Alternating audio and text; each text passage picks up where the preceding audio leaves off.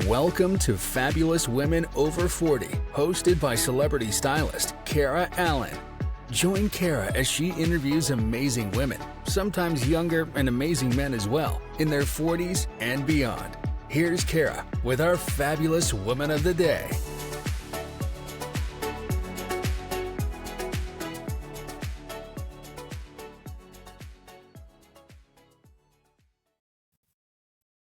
Hello, beautiful people. Welcome to another inspiring episode of the Fabulous Women Over 40 podcast. I'm your host, Kara Allan, a personal stylist and personal branding expert with over 22 years of experience helping people look amazing.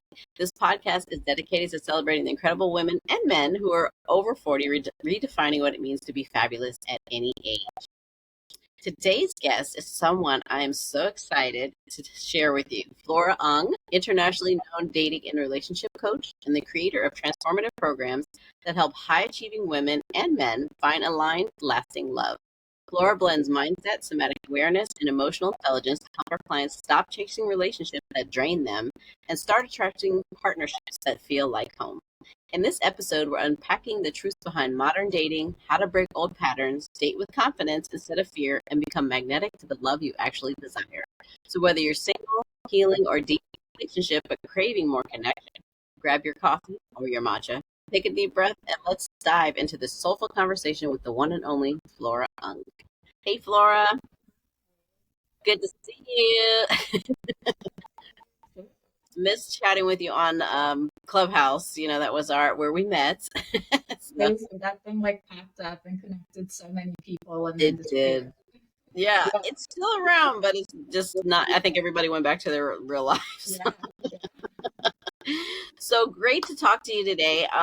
Just wanted to dive into, how did you first get into dating and relationship coding? What inspired you to make it your life's work? Definitely my own experience. I think Mark Groves said, make your mess your message. Mm-hmm. And so I listened. Yeah. Okay. Sounds right. Right. But I got divorced. So, with 2 kids. I started dating, and it was fun for a minute, but ultimately I felt like I was 16 years old. Doing it all over again. I felt like, here I was an adult with children, and I felt like a kid. I didn't know or understand why people weren't more in touch with me when I wanted to be in touch with them. Why, just all the basic things we go through in dating, but the feelings had me feeling like I was still a kid, nothing had changed, Right. Yeah. And that's kind of traumatic for all of us, right? I think we go back to that time when we were, you get those feelings and you don't really know that that's what's happening, right? Yeah. And I mean, that's, the genesis, just even saying it out loud like that this time, it's that's where this work lives. It lives in a part of you that is still stuck at a younger age because you never solved or processed those feelings and emotions. Right. And so you do actually feel like you're a kid still, because your emotional world has no better tools for dealing with these issues than it did when it was that age, Right. So yeah, when I finally realized all of these connections, when I was able to resolve all of the pain and the emotional shit that I had, was stopping me from finding the love that I wanted, I started telling other people about it. And they were into it, and they were like, oh my God, I deal with the same thing. And, and next thing you know, here I am. Well, not next thing you know, but, lots of toil and torture, but here I am. So what do most people misunderstand about what a dating coach actually does? What, in your experience? Yeah, it's funny because I've thought about changing, my title, right? Because I think when the general public hears dating coach, they're like, oh, you tell people what to say on a date, or you tell them what to wear, or you tell them kind of how to flirt, Kind of like Hitch, right? Yeah, exactly. Everybody that's like not in the industry says exactly that to me. Oh, so you're like Hitch, you know? Mm-hmm. And no, it's not really at all. Like, and I'm sure there are dating coaches that do that and focus on that stuff, but my focus is on attachment styles. Mm-hmm. Mm-hmm. And ultimately, I do really help people find, more trust in themselves and learn to trust their intuition better so that they can make better choices for themselves, right? Mm-hmm. And it really is a practice of knowing yourself so much so that you can only do right by yourself. Right. Yeah. Having yourself in mind first. Yeah, exactly.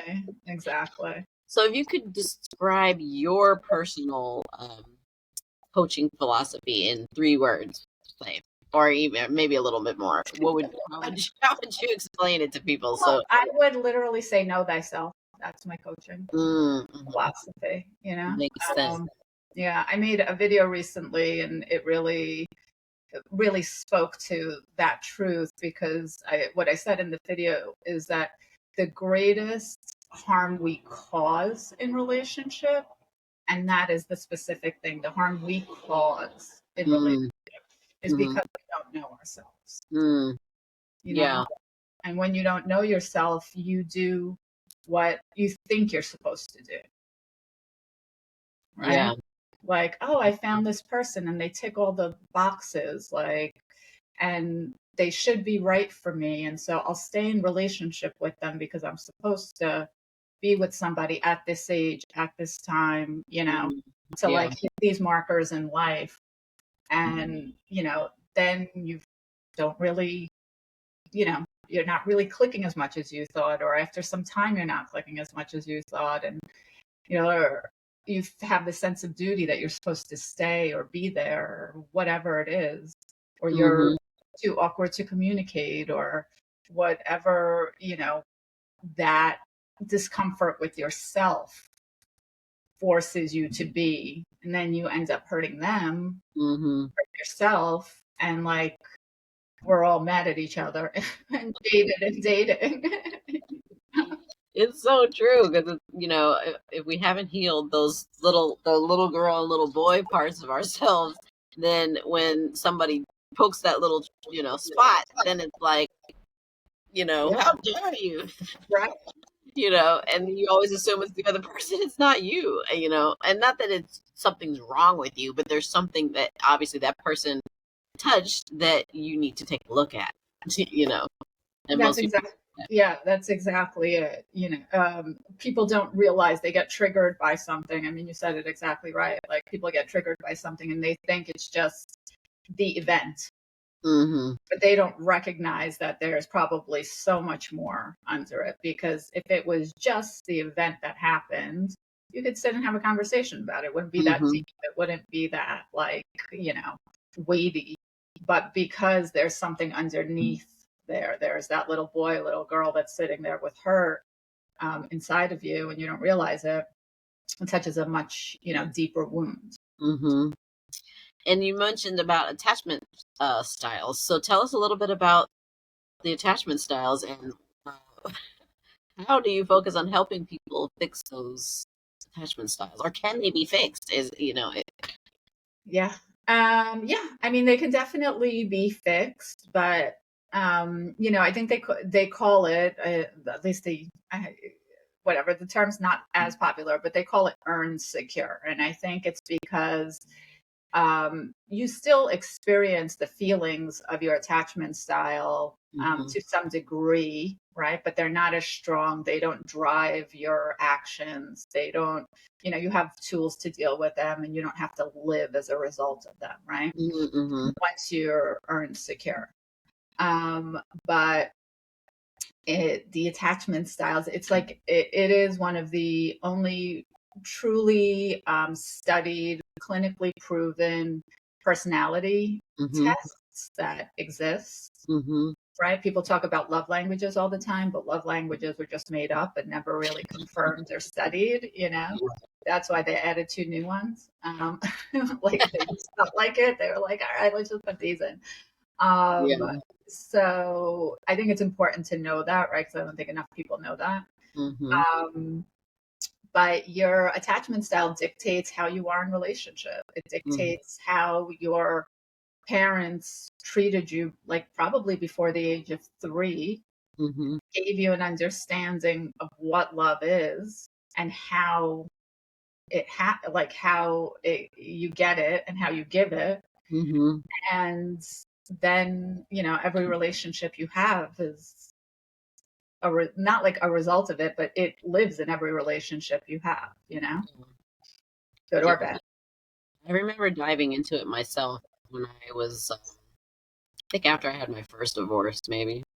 It's been so long, I don't even know. But I remember looking at it and like, wow, okay, I definitely identified with the anxious. And then, but I felt like after I was dating somebody else, then I became an avoidant somehow. And then, I've kind of shifted into secure, but more or less just like, whatever happens, happens. I'm okay with it because, it feels like you've gone through this fire and then you're just like, you know what, it's cool, whatever. Not that pressed anymore. So, The attachment styles really, like, I think a lot of people, when they know of them, there's anxious, avoidant, hmm secure, and fearful avoidant. hmm And I think a lot of people think like, oh, well, sometimes I can like avoid things and sometimes I can get anxious about things. And it's not really that, right? What it really is a nervous system reaction hmm to either abandonment or like certain types of relationship pressure. Um, right. and it lives in the nervous system. So it really is something that like is beyond the characteristics of the attachment style, hmm you know? So when you work with a client to kind of you determine their, I would imagine their attachment style, and then because for me, like when I figured it out, I was like, okay, now I know what it is. How do I get out of it? How do I not be this anxious person anymore? So it's like, how do you work with a client to kind of work, have the understanding, the self awareness of it, and then to kind of work with the nervous system, tapping, meditation, whatever, to kind of get not get rid of it, but like, make it better. I don't know what however to say it. Yeah, so I mean, in my program, we do like a really deep dive to understand where and why it came from. hmm And then I have a very like, specific reprogramming technique that I have clients do like as much as they can between hmm sessions. And then we process that stuff in session. hmm So it's really a lot of like reprogramming the nervous system and hmm processing the trauma that might have caused the attachment style issues. Right. So if we're talking about somebody who's anxious, for example, what would their childlike childhood have been like Mhm. to cause them to become anxious? And same with avoidance. Yeah. Maybe give some examples. So, So some people who are listening can be like, "Oh, that might be me. Like, I need to go work with her." yeah. So for example, I always use myself as an example when it comes to anxious attachment because I'm primarily anxious. Mm, my I had a great childhood, right? Like this hmm is one of the things that I had a really hard time reconciling when I was figuring this out because I would always say, nothing happened to me. Why do I feel like this? Like mm, I didn't have any big trauma. There was no like my parents were together, lots of family around all the time. Like there mm. was nothing like wrong, Yeah, specifically. But right. Nothing was wrong, but something was wrong. what happened was Basically. my parents were immigrants, right? And they came hmm to this country from the Ukraine, and they came a year before I was born. Hmm. They were like 22 and 26. They, were working all the time. They were never really like home. You hmm I was tossed around from like grandparent to like babysitter to grandparent, when I was a baby. hmm And that in and of itself is enough to cause, that attachment rupture. hmm And I know without a shadow of a doubt that I was anxious, like from the time I can remember, because I remember like going to stores with my mom, and she would like walk into the next aisle and she wasn't worried about me. She like knew I was there, kind of. But the second I didn't see her, I would go into hysterics and start crying. You know what I mean? And yeah, so there's like a lot of stories, maybe just being crazy anxious. So that is an example of how it can manifest, in childhood. And ultimately, what the cycle is that sometimes you got the attention you needed and then it was gone. And sometimes you got the attention you needed and then it was gone. And even as a baby, your mom's smell, your mother, like difference between your mother and some other caretaker. And so you have to imagine that baby that like is pulled away from its primary caretaker for good reasons or not, is like sitting and waiting for their parent to come back, in this constant state of elevated stress, waiting for mom to come back, right? Yeah. And you can't tell a baby I'll be back in an hour. They don't understand. They don't have no concept of that.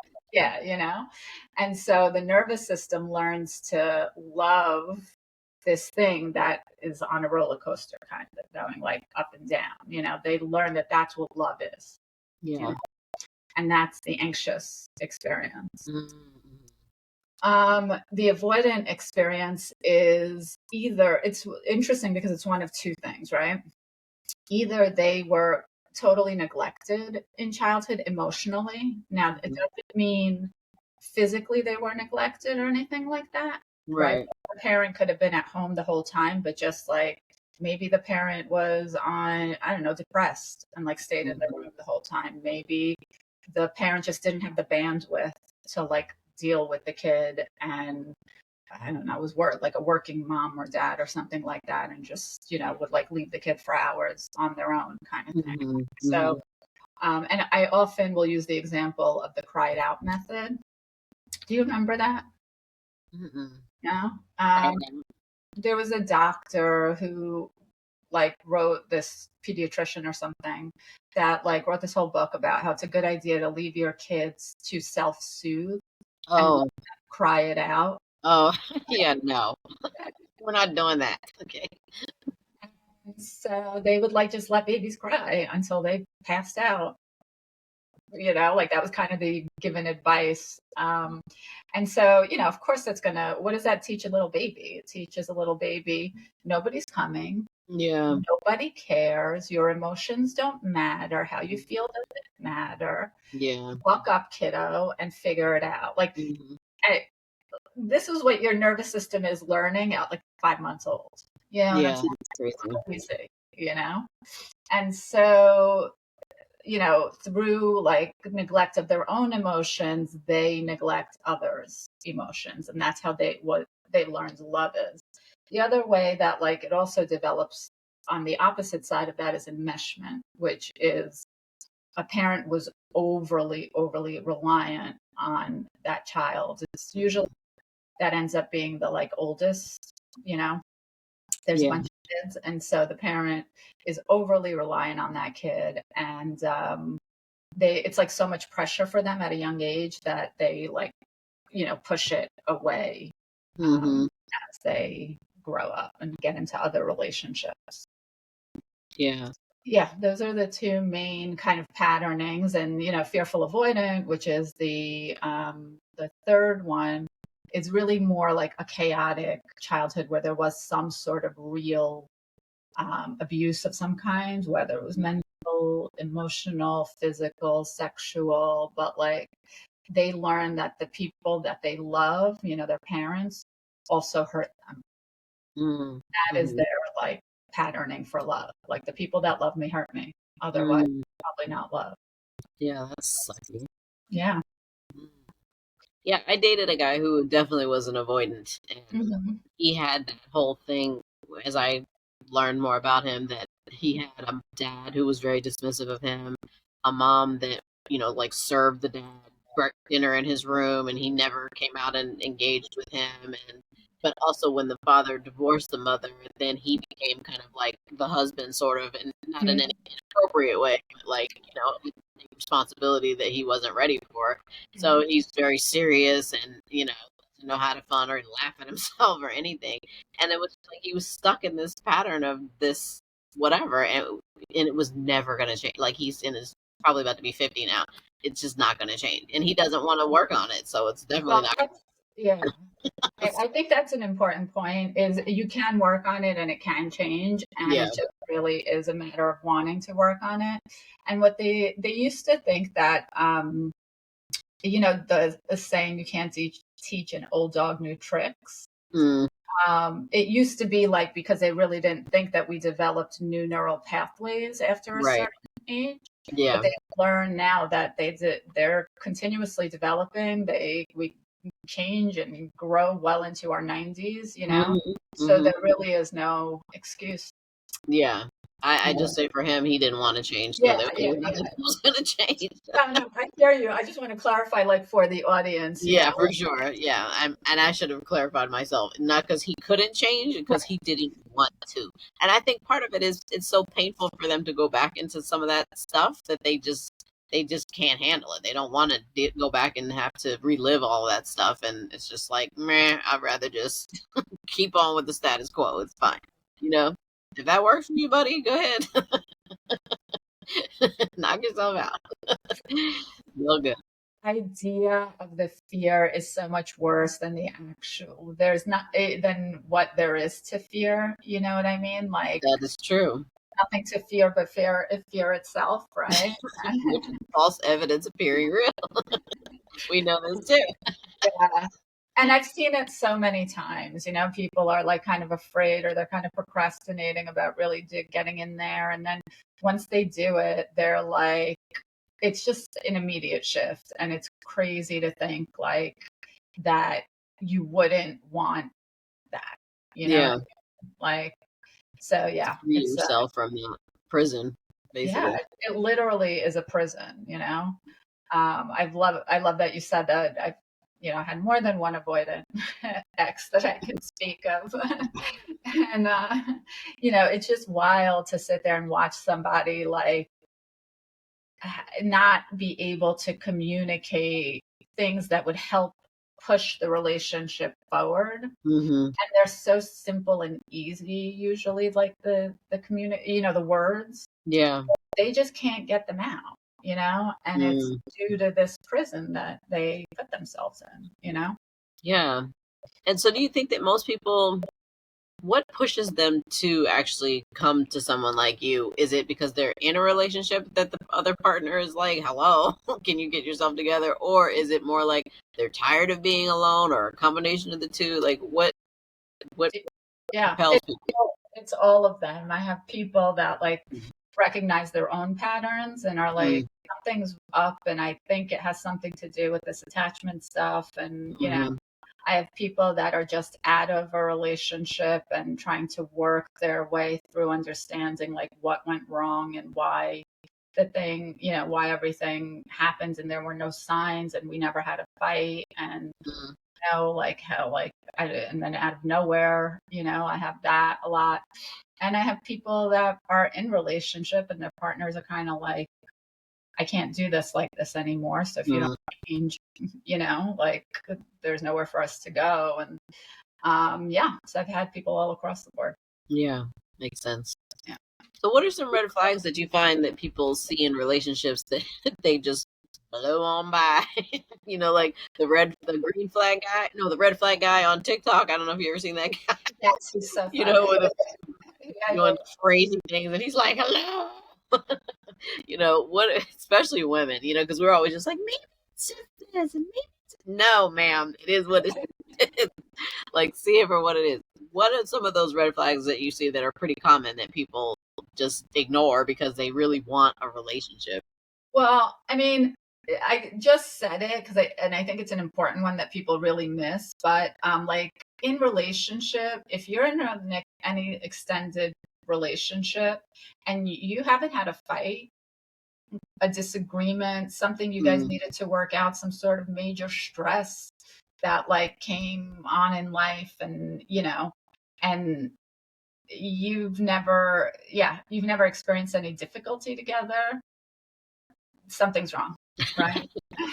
It's something's not right, because somebody in that dynamic is suppressing how they feel, and that's why everything, you've never had a fight. Interesting. Yeah, that don't want to rock the boat. Right. Probably what it is. Or they're avoidant and they've learned to suppress how they feel until at some point it rises to the top and they can't do it anymore. And it usually happens when there's some additional outside stress. Work gets really busy. The ex-wife is calling and the kids have some sort of issue, like, whatever. Whatever extra life stress is happening. And then they just can't do it anymore because they've been suppressing the whole time and not even realizing it themselves. It's like they're like, oh, this thing bothers me and I'm going to hide it and I'm not going to say it. It's usually like they're just used to taking it, like, I have to deal with this myself. This bothers me, but I have to deal with this myself. I can't talk to my partner about it. And do you find that a lot of times people in those scenarios are those ones that end up ghosting people because they just don't know how to deal, or like what makes a person decide to just up and leave, whether it's in a relationship or like early stages of meeting or dating somebody?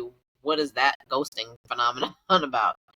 Yeah, I mean, nobody wants to be uncomfortable, and there are a lot of people who are like, I would rather just get ghosted.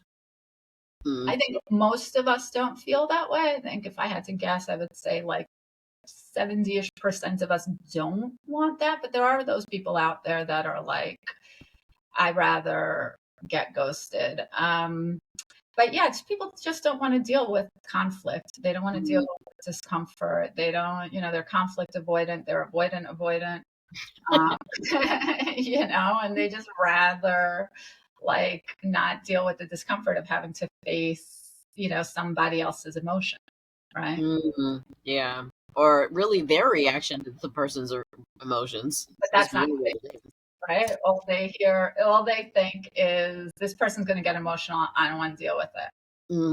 Just assuming. And I would say for me and a lot of women just want to hear the truth. We don't want your nonsense and whatever stupid stuff you have to say. Even if it hurts our feelings, I'd rather know than be wondering and making my own crap up in my head about what I think it is, or what it was, as it were. They don't understand the loop that they're leaving other people in, because it forces uncertainty, and that uncertainty drives anyone crazy. Uncertainty generally drives people nuts, and closure is always better. But be convinced that of somebody, you can't convince somebody who doesn't feel like they need it themselves that it's important. So how do you suggest that people heal from that? Like if because it could be varying things, right? You meet somebody, talk for a couple of weeks, and it's not a big deal. But then you could be in the depth of a 6-month relationship, and then somebody just up and leaves, or 2 or 3 year relationship, and they go away. And so you're gonna have, like you said, somebody left in this loop. But how does the person who's left recover from that without making it about themselves, or forming some other trauma bond or whatever that happens? It's not easy. So, even if you're doing the work, it's not easy, right? Again, it's like an open loop and our brain wants to close loops. But, I mean, there's the aspects of, again, nervous system regulation that I can't speak enough about. There's processing whether this is something deeper for you, meaning like, is it related to some sort of childhood wound, or is it just this one experience that happened, and then, giving yourself closure in whatever way is possible. I made a YouTube video about like the avoidant discard and using grief work, right? Like pretending like this person has died, because no, I mean, honestly, it's more easy for our nervous system to understand death than it is to understand somebody that like loved you today, tomorrow decided they're leaving and they're completely gone and won't even talk to you. And when they do talk to you, they're like a wall, that has no emotion. Yeah. Like, I laugh because I'm thinking like, oh, if I get him hit by a truck and then is that the proper way to do it? if it helps, Sorry, my brain just went to the craziest thing. But so, what was I going to say? Sorry, that just threw me off. But so when women get left a lot of times, and then what if the person comes back? Like, what do you do when the person comes back and they're just like, hello, I'm back again, but don't even explain themselves, or they just kind of show back up and you're like, hello? And I thought you were dead. You were a ghost. Why are you here? What do you do with that? I mean, you have to be in the right place to, again, assess what works for you, what you want. And, I don't tell people what they're supposed to do, right? Because again, I look at my work as like helping you to trust yourself so that you make the right decisions for you. So every situation is different, Yeah. I will say in general, if a person's coming back and they haven't done any work and they're, not speaking to what went wrong, then you're probably going to get the same type of relationship you had. Sorry. Yeah, I got you. But yeah, I mean, I think that's pretty self-evident. Yeah, that's true. Well, I wish we had more time with you today, but we're going to let you go, and maybe we'll have a part 2 of this. Yeah. So we can dive a little bit more into, we've gone into the depths of hell. Now how do we get out of it? And how do we recognize healthy love? So yeah, I would love to do that with you. And where can everybody find you on social media? I'm now on YouTube. I'm really excited. So please go and support me there at Redo Love. I'm like, what is it? What is it called? At Redo Love. And then on Instagram at Redo_love, and at TikTok.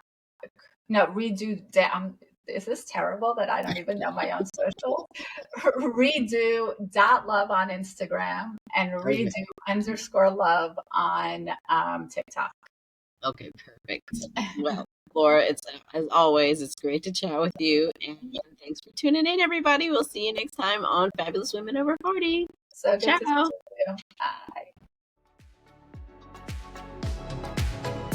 Thank you for joining us today. Please subscribe so you won't miss our next conscious conversation with Kara and her fabulous guests. Follow Kara on social, on Instagram, Twitter, Pinterest, Clubhouse, at Kara Allan. And connect with her on her website at karaallan.com. Also, leave a review if you enjoyed the conversation. Thanks again, and see you next time.